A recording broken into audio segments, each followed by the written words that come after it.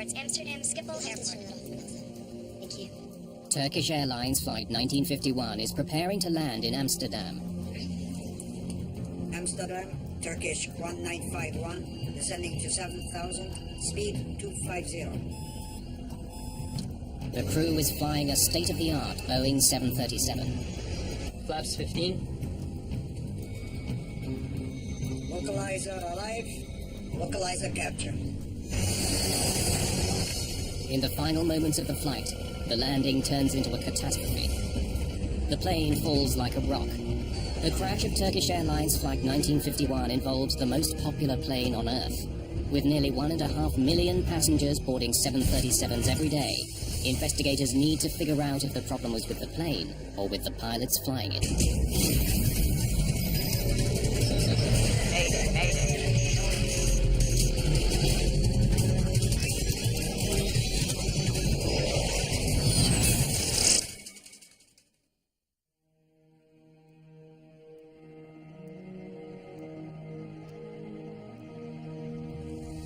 On the morning of February the 25th, 2009, Turkish Airlines Flight 1951 becomes the first plane to crash at Amsterdam's Schiphol Airport in more than 10 years. It smashed into the ground really hard and made a tremendous noise.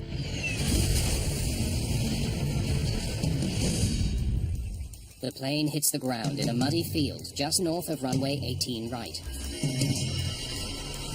Since the crash was so close to the airport, rescue workers arrived quickly. Most of the passengers have survived, but many are badly injured. Survivors are taken straight to local hospitals. Images of the Amsterdam accident quickly spread around the world. This is the third crash of a passenger jet in the past 6 weeks. The sudden nature of this accident adds to the mystery. It doesn't take long for the Dutch Safety Board to arrive at the scene. They will be investigating this accident, but they won't be alone. The crash involved an American-made plane, so the U.S. National Transportation Safety Board sends Joe Sador, one of its most experienced investigators, to Amsterdam. When it's a non-U.S. registered aircraft that crashes overseas, such as this Turkish Airlines, we are the state of manufacture and design of the airframe, and also, in this case, the engines. Fuselage in 3 large pieces, engines forward of the main wreck site.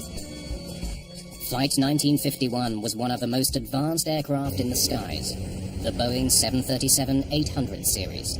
It's designed to travel longer routes at higher altitudes. The new generation 737 is still the best airplane Boeing ever built. We developed an airplane that had an improved wing, improved avionics, simpler systems that required less maintenance. Investigators know this isn't just any plane. The 737 is the world's best-selling commercial jet. Finding out why this one crashed is imperative. There are more than 5,000 of them in the skies. They carry about 1.5 million passengers a day. Investigators must quickly determine if there's a flaw with the plane that could cause another accident. What they know so far is that Flight 1951 had been traveling from Istanbul, Turkey, to Amsterdam. There were 128 passengers on board the early morning flight, including 4 engineers from Boeing. Ladies and gentlemen, we're beginning our descent towards Amsterdam Schiphol Airport. Please raise your seat backs to the upright position and stow away your tray tables. There was no mention on board of any kind of trouble in the cockpit. The crash has killed 9 people, including 3 members of the Boeing team and the pilots in the cockpit. See if you can get me some aerials of the crash site. There are eerie similarities to another recent accident involving a Boeing aircraft. British Airways Flight 38. Approximately a year before this, there had been a 777 short landing at Heathrow, which had a dual-engine flameout. In that accident, a Boeing 777 fell to the ground short of the runway. The British Airways pilots reported that both their engines stopped delivering power just before landing. At the time of the Turkish Airways crash, the cause of that accident hasn't been found. Like in that case, investigators have plenty of clues to work with. The plane and its engines are largely intact. The flight data recorder and cockpit voice recorder are found in good condition. There are also plenty of survivors to describe what happened. According to the passengers, the landing had been routine, but then suddenly the plane simply dropped out of the sky and hit the ground.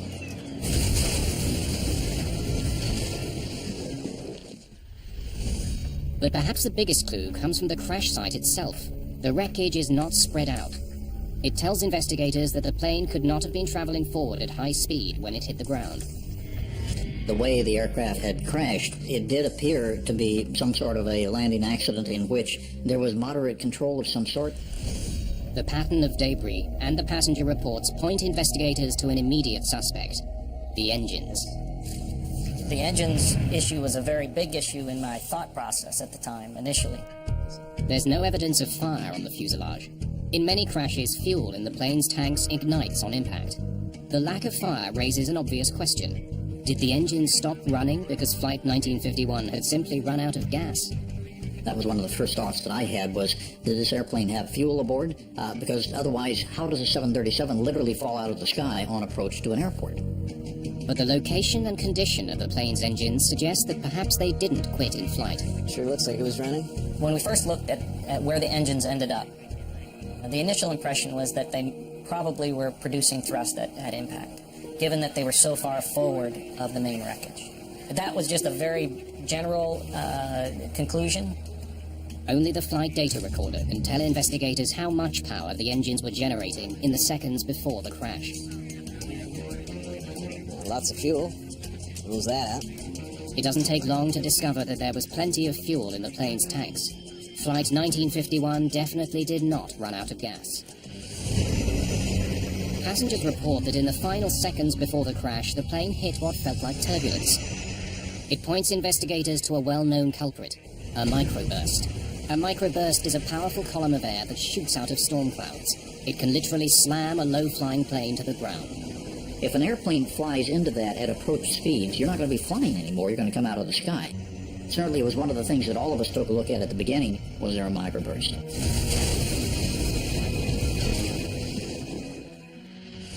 In 1985, a Delta Airlines flight was caught in a microburst while landing at Dallas-Fort Worth Airport. The plane hit the ground short of the runway. 137 people were killed. Investigators learned that there were heavy clouds above the airport at the time of the accident. A powerful gust of wind may well have accompanied them. The flight data recorder will have recorded wind speeds outside the plane. Investigators will need to analyze the flight data to prove the microburst theory. In the meantime, the rescue has led to an unusual discovery. There was 3 pilots in the cockpit, which is unusual. This is a 2-crew cockpit. So why was that 3rd pilot there? Since none of the 3 pilots survived the accident, it's all the more urgent for investigators to retrieve the data from the cockpit voice recorder. It records conversations in the cockpit. They're in luck. Because of the way that the aircraft crashed, access to the recorders and the condition of the recorders was excellent. The reason for the 3rd pilot is soon uncovered. Flying standard arrival route. Visibility 3,500 meters, expected to decrease to 2,500 meters. For First Officer Murat Sezer, this had been a training flight of sorts. He was new to the airline and was being shown the intricacies of landing at Amsterdam's airport. In the Jepson chart, which is what all pilots use to navigate to and from Schiphol, there's 102 pages of information on Schiphol alone. So there's dozens of approaches. Runway 18 right has 3 high-speed exits to the left. The captain, Hassan Arisan, was doing double duty. He was training his first officer. Make small corrections as we get closer to the runway. And was in command of Flight 1951.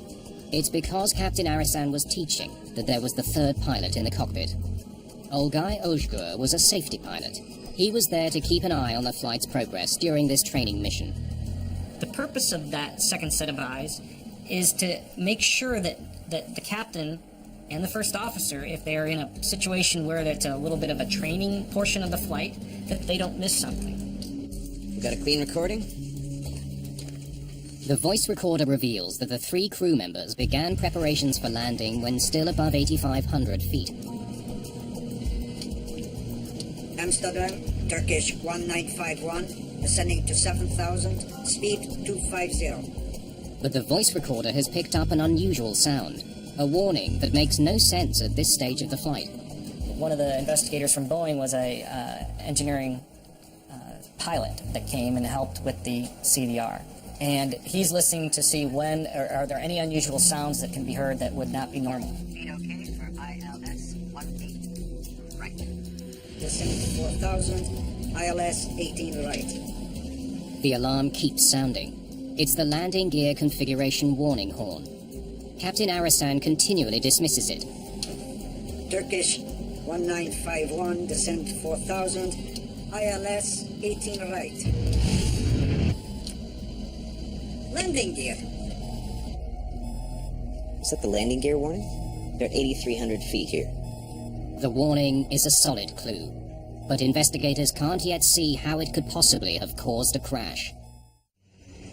The crew of Turkish Airlines Flight 1951 got warnings to extend their landing gear while still thousands of feet in the air. On the initial listen, we heard a gear warning horn occur as the aircraft was approaching, when it was still up and it was coming in about 10,000 feet and below. Investigators now turn to the flight data recorder to help solve some of the mysteries surrounding this flight.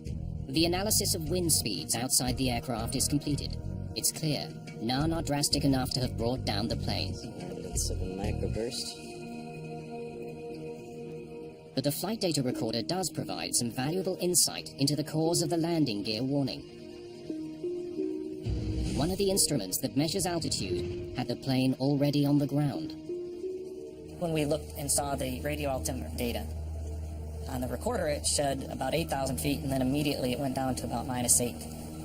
-8 feet is an indication that the aircraft's on the ground, but of course it's still at 2,000 feet. The Boeing 737 is equipped with two separate altimeters. One measures air pressure to determine the plane's height above sea level. That reading is displayed prominently in the cockpit on both pilots' flight display. 10, set sir. The plane is also equipped with a radio altimeter. It's made up of 4 antennas. 2 transmit signals to the ground, and 2 others read the signal that bounces back to determine the plane's height. It's precise. It's very, very precise. Pressure altimeters can sometimes be not as accurate, and radar altimeters are 100% accurate if they're working properly. One antenna feeds the reading to the first officer's display. The other feeds the captain's instruments. In the case of Flight 1951, the captain's side was wrong most of the flight. Investigators go back over the CVR and make a puzzling discovery. Amsterdam, Turkish 1951, descending to 7,000, speed 250. Radio altimeter. Captain Arasan seems to have known that the landing gear warning was being caused by a faulty radio altimeter. The airplane thought that it was low to the ground and the gear was not down. And the captain recognized that the problem was really in the radio altimeter, showing him that they should be on the ground, and he goes, it's just the radio altimeter. Throughout much of the approach, the captain's radio altimeter had been displaying a reading of -8 feet, triggering the warning to lower the gear. They treated it like it was a nuisance. Turkish 1951, Descend to 2,000. 2000, 1951. Investigators dig for any other abnormalities. They learn that with Flight 1951 still about 17 kilometers from the airport, controllers directed the pilots to begin their final turn to line up with the runway. Turkish 1951, left heading. 210, clear approach. 18 right. Left 210, clear ILS, Turkish 1951. 210, set sir. This turn puts Flight 1951 in line with runway 18 right. It's equipped with an instrument landing system, which sends out a signal outlining the ideal descent path to the foot of the runway. The autopilot follows that glide path until the plane is a few hundred feet from the ground. Then the pilot takes over. It makes landing almost effortless. The ILS is pretty easy to follow. It's a video game. My daughter has flown in a simulator and can land a 737 using the ILS.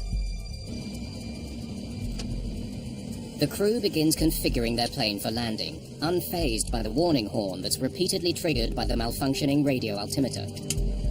Flaps 15. 10 kilometers out, Flight 1951 picks up the ILS signal that will guide the plane to the runway. Localizer alive. Localizer capture. The safety pilot, Olgai Ozgur, now reminds Captain Arasan about the failed altimeter. We have radio altimeter failure, sir. Okay. Turkish 1951. Runway 18 right. Clear to land. Clear to land. Thank you. Investigators are stumped. The crew knew about the malfunction and continued their approach. How had it then caused them to crash? Clearly there was more to this accident than a faulty altimeter. The whole premise of airline safety, the way we build the airplanes, the way we fly them, is based on the idea that we can have any number of failures and we should still be able to arrive safely. The radio altimeter is just one instrument. There's no way in the world that that one instrument, if it fails, should be a major cause of worry that we're going to have a crash. Investigators wonder if the crew had been given proper guidance for their approach. They turn to exchanges between the pilots and the controller who guided them in. They carefully review every instruction. Turkish 1951, descend to 4000. Speed okay for ILS 18. Right. Turkish 1951, descend to 2000. Turkish 1951, left heading 210, cleared approach 18 right. By following the controller's instructions, the crew made their final turn much too close to the runway. To intercept properly, they should be here. International guidelines call for approaching planes to intercept the signal that guides them to the runway from below. It's so pilots don't have to make any drastic last-minute course corrections to get to it. To intercept here, they had to descend. But Flight 1951 was given instructions that brought it to the threshold of the glide slope while still way above it. It's a common practice at Schiphol, because it gets planes to the runway faster. Because they were so close, they had to capture the glide slope from above. Although it is an unusual situation, it is one that can be handled by a flight crew if it is managed properly. Approaching a glide slope from above is more difficult, mostly because the crew has to suddenly slow the plane and descend rapidly to intercept the signal. We also call this a slam dunk approach, and some pilots like it, some pilots don't. It's a little bit harder, and things happen quicker when you're above the glide path trying to intercept from above, and it's just a challenge for a lot of pilots. The approach from above increased the crew's workload, but it's standard practice at Schiphol Airport. I've flown into Schiphol dozens of times, and I expect it. If the controller's instructions had somehow overtaxed this crew, their conversations would indicate it. They're just 5 kilometers from the runway. 1000. Check. Flaps 40. Speed brake. Speed brake armed. Green light. One thing at a time. Landing gear. Gear down. 3 green. Flaps. Flaps 40. Green light. 500. All lights on. Please warn the cabin crew. Cabin crew, take your seats. Then, real trouble. A stall warning. Speed, sir. I have control. 100 knots of speed. Arisan forced to save his plane, but just 400 feet above the ground and only 1.5 kilometers from the runway, the Boeing 737 suddenly fell straight down. It only took a few seconds for it to hit the ground.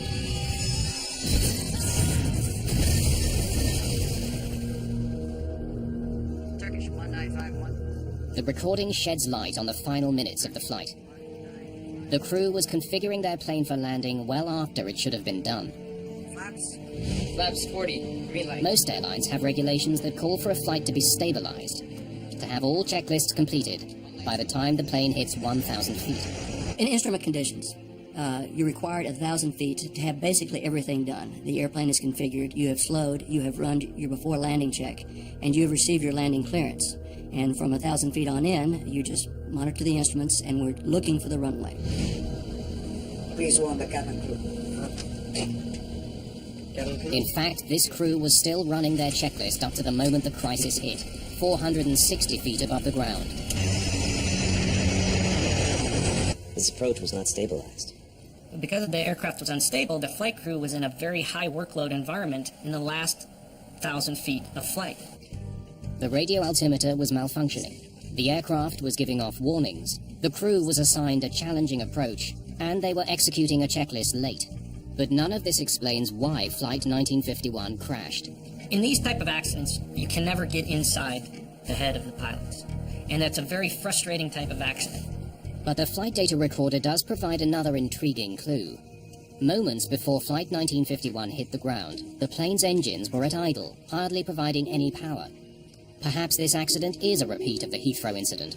The engines, it was interesting to note, were at idle approximately the last 2 minutes of the flight, until the very end when the thrust was increased again. That was a big red flag right there. The question is why was that the case?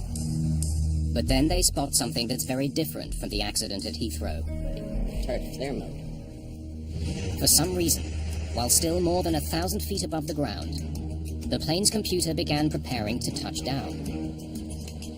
In retard flare mode, engine power is reduced to idle by the flight computer, and the plane's nose automatically pitches up to the flare position. Planes should only be in this configuration just before they touch the ground. The autopilot raises the nose to break the descent. The autothrottles brings the power back to flight idle, and you touch down with the power either all the way in idle or just about to be in idle. But Flight 1951 went into a slow, nose-up position well before touchdown, causing the plane to fly slower and slower throughout its descent. So why was Flight 1951 in landing mode? And why hadn't any of the 3 crew members noticed how slowly they were flying?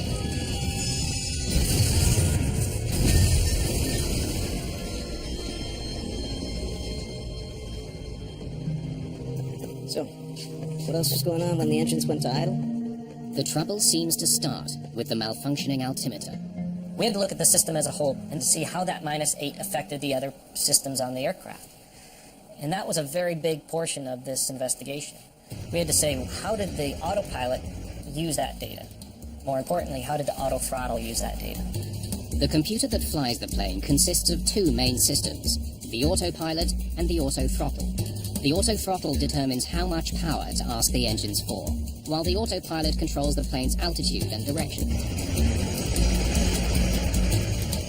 The 2 systems work independently of each other, and only one of the radio altimeters provides information to the autothrottle. In this case, I had to learn everything there was about radio altimeters and autothrottle systems, which I didn't know before. The pieces of the puzzle begin coming together when they find the connection between the faulty radio altimeter and engine power.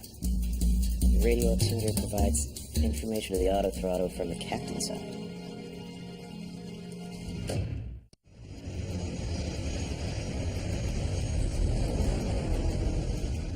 The only altimeter feeding information to the autothrottle was the captain's, and it was wrong. It showed -8 feet throughout most of Flight 1951's approach. It's beginning to look like the faulty radio altimeter triggered the events that led to the crash. Investigators need to know what went wrong with it. On a 737, the transmitting and receiving antennas for both radio altimeters are lined up underneath the cockpit. 3 of the antennas were all but destroyed in the crash. They can't be tested. But one antenna from the captain's side is undamaged. Investigators consider 2 possibilities: a failure of one of the components, or some sort of interference that caused the faulty reading. The only component that survived the crash checks out.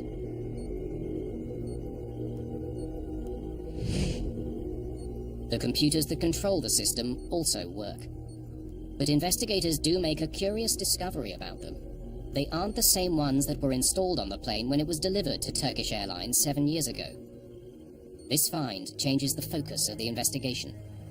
The maintenance aspect of this accident aircraft was one that we looked at as deeply as we could.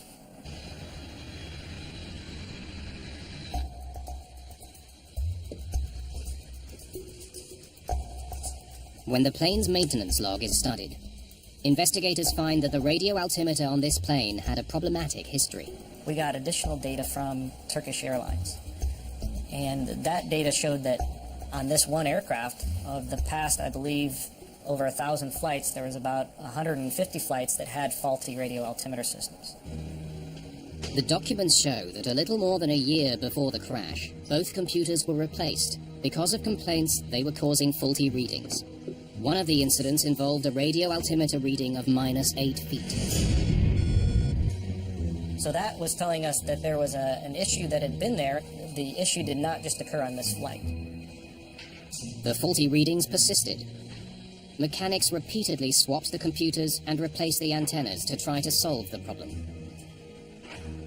It's determined that Turkish Airlines tried several ways to fix the altimeter, but they couldn't find a repair that worked.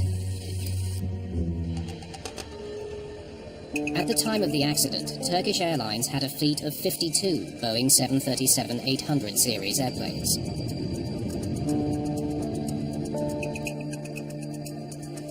It's on page 93.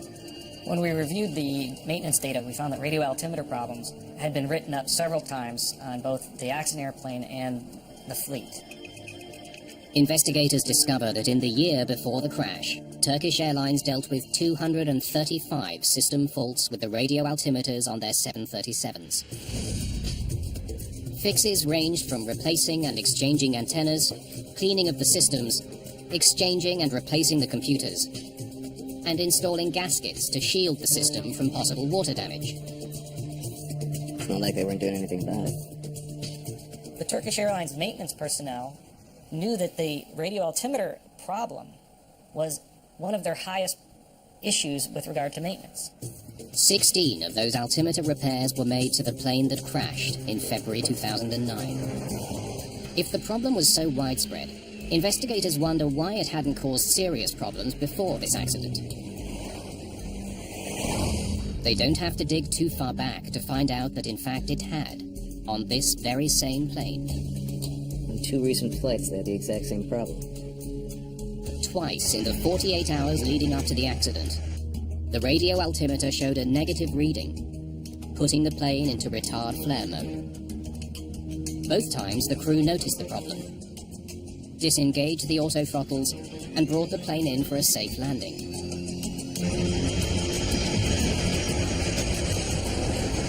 You just disconnect it and fly the airplane. In the months after the crash, other operators come forward with similar stories. In Australia, in the Netherlands, in Canada, in Austria, pilots report their 737s going into retard flare mode when the left radio altimeter showed a faulty reading. Each of those crews reacted the same way. They disengaged the auto throttle and pushed the power back up manually. They all landed safely.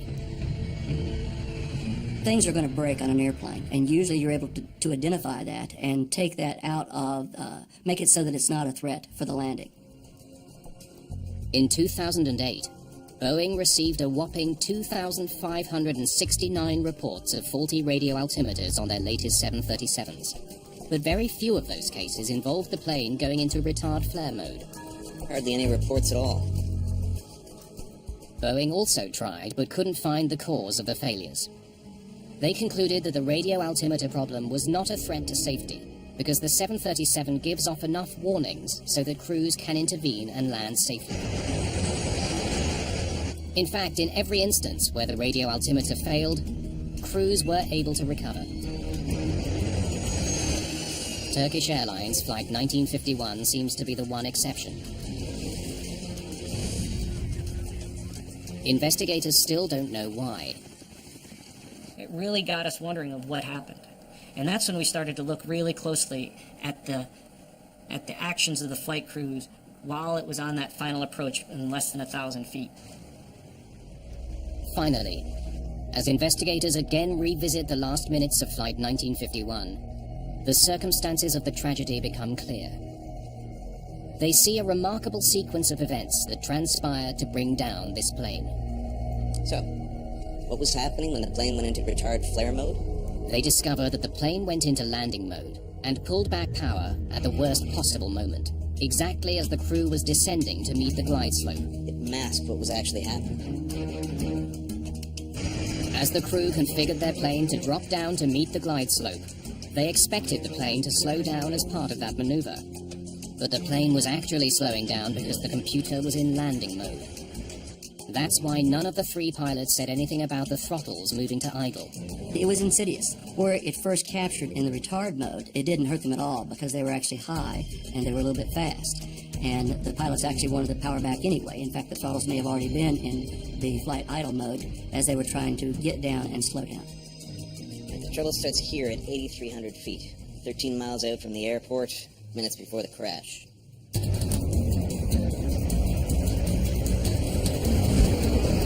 Amsterdam. Turkish 1951, descending 7,000, speed 250. Turkish 1951, descend to 4,000. Speed okay for ILS 18. Right. Radio altimeter.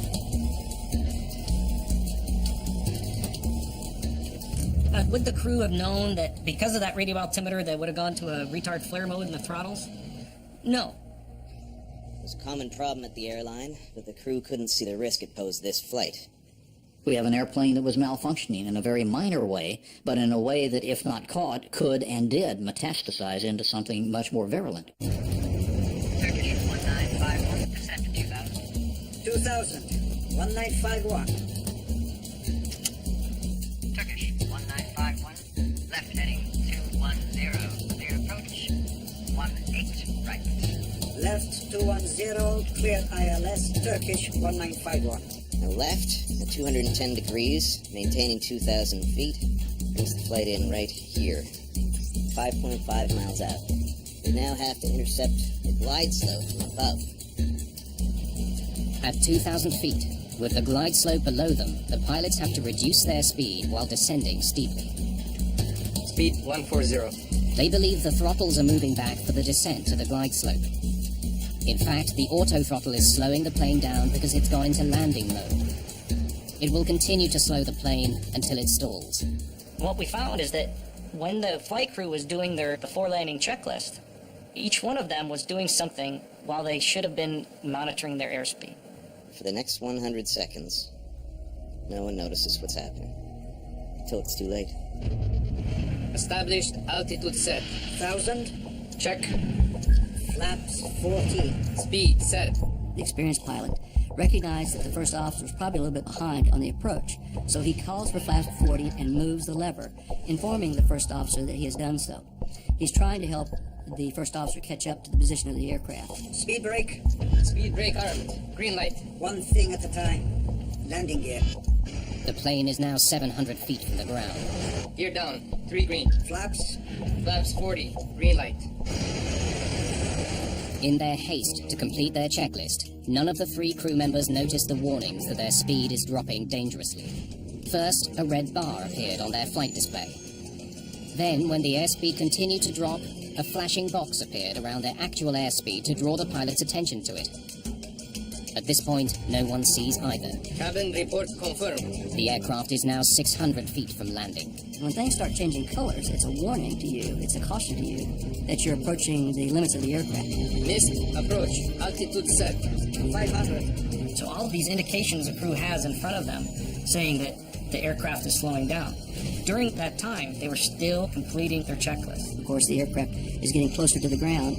In fact, it's less than 500 feet from touchdown. And right before the stick shaker started, the captain told the safety pilot, Please warn the cabin crew. Cabin crew, take your seats. Speed's up. I have control. By the time they advanced the throttles to full power, it was unrecoverable. They were too low for the engines to catch up. And that's it. It's now too late to save this plane.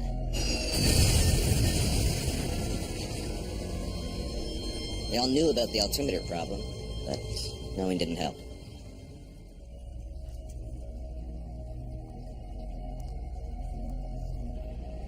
Boeing also didn't foresee the potentially deadly effect of a faulty altimeter. But on February the 25th, 2009, it triggered an unusual sequence of events that brought down a jetliner and killed 9 people. The official report into the accident blames it on a convergence of circumstances. There is never ever just one cause to an airline accident. It simply doesn't exist. Maybe someday God will slop one out of the sky, but until then, there's never one cause. The Dutch report also points out that Boeing could have realized the problem with the radio altimeter system could have had an impact on safety, given that no one foresaw how that failure might cause a crash. The Turkish Airlines accident raises a big question. Are airplanes becoming too complex?